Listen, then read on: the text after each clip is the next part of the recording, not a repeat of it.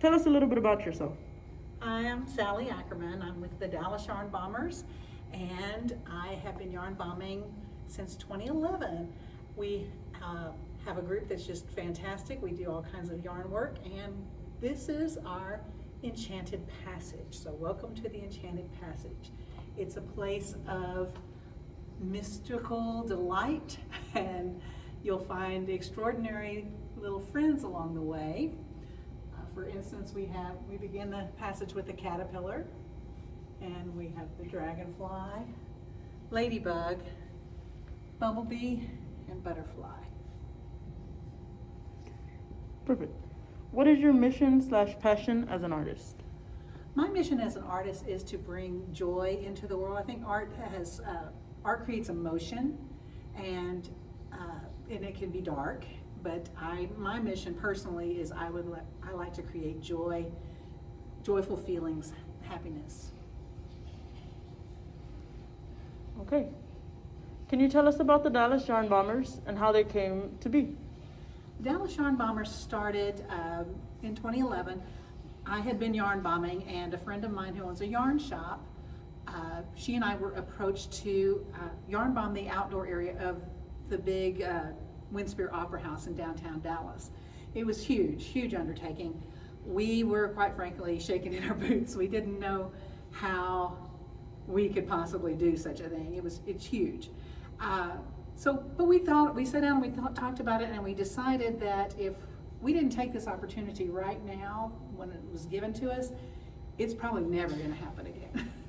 So we decided, well, let's try it. And we organized about 70 volunteers to knit and crochet, and we just did it. We brought peace and love and yarn to Dallas for the Broadway musical Hair at the Dallas Winspear Opera House. Okay. Can you tell us a little bit about the techniques used in this install? Oh yes, I would love to. The techniques are almost all knit or crochet.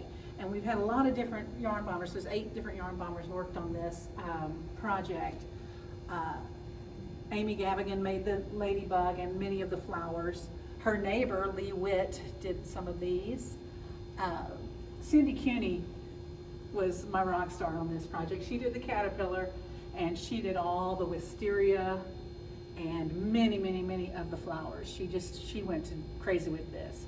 Denise Hannigan did some of the flowers over here. She owns a yarn shop here in Dallas at DMH Yarn, or DMH Fiber. And Barb Vandevoor did beautiful flowers. And also, I've worked with all of these ladies before, except for Lee Witt, and Gina Owen did these amazing zinnias. She crocheted, and this was her first Dallas Yarn Bomb experience, so she was our newbie on this project. But we have a wide variety. And I have to point out that Ann Gaspari did the butterfly, and she used Nuno felting for the wings. She knitted the body, but she Nuno felted the wings. And Nuno felting is an interesting process. It's wool roving that's felted into silk. There's no stitches at all. It's all felted into the silk. And she did a beautiful job on the butterfly. So I'm really proud of all of these wonderful knitters and crocheters that helped out.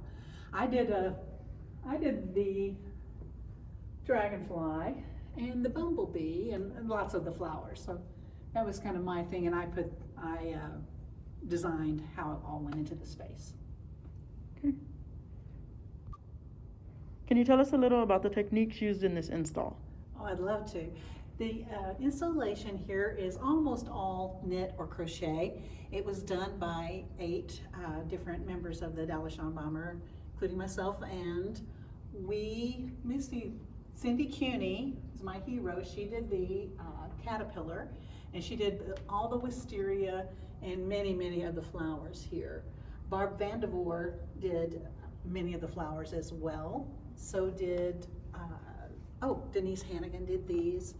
And Denise owns a yarn shop in Dallas, so this was really nice that she was just opening her shop, so it was nice she had time to help. Let's see, Amy Gavigan did the ladybug, and Her neighbor, Lee Witt, did many of these beautiful, oh, I love these little sweet flowers Lee did.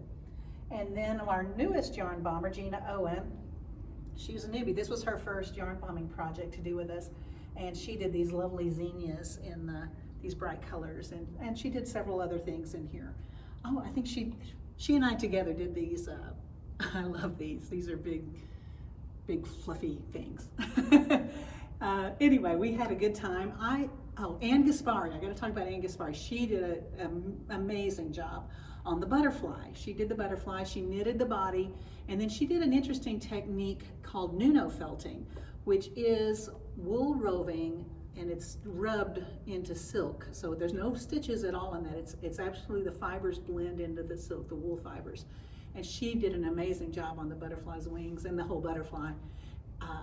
It was just incredible. What I did was many of the flowers, of course, and I crocheted the dragonfly, which is here, and this is a combination of knit and crochet of the bumblebee. So hopefully we get some close-up shots of that. But the whole thing, everyone did their pieces, and I picked them up and I installed it, working from the caterpillar down to the butterfly, and I placed everything in the space. Can you tell us a little bit about how you came up with the concept? The concept, well, it's a hallway here. So I sat down with Jency and the Sweet Tooth Hotel staff, and we talked about what we could do in this space. It's long and it's a hallway, and we came up with the idea of a garden tunnel. We talked about, and then we came around to these giant insects being in this garden tunnel. We thought that would be fun, and then I thought, well, gosh, if we had time, it would be fantastic to just kind of landscape the tunnel and with beautiful flowers and vines and lovely things, and make it, the idea was to make it very, very mystical, enchanted, kind of Alice in Wonderland-esque, just to have it give you a feeling when you walk in that you are in a place of enchantment, and it's lovely yarn enchantment, which is my favorite. Perfect.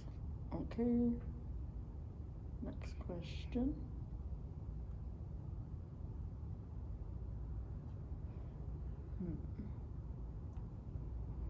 Okay.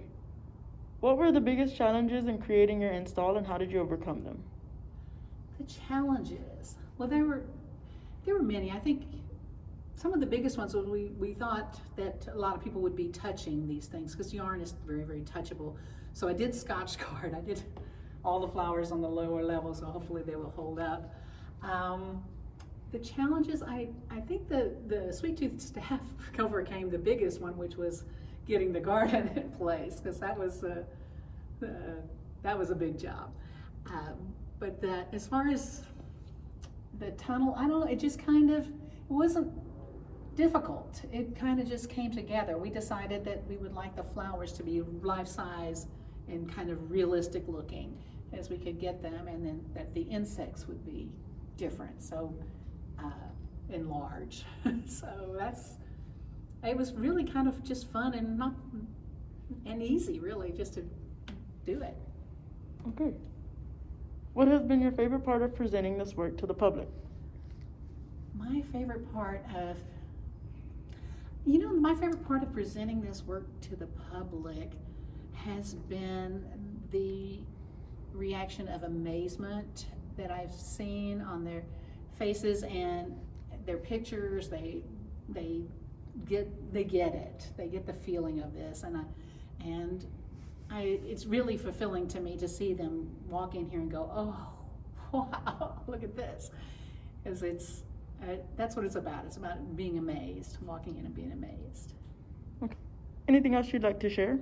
Yes, I'd like people to notice that the sculptural aspects that are in this installation. Of course, the insects are sculptural, but along with that, the flowers, the irises, the hydrangea, the poppies, all of these things are very, very little tiny sculptures. So I hope people will stop and kind of enjoy the sculptural aspect along the way. Perfect.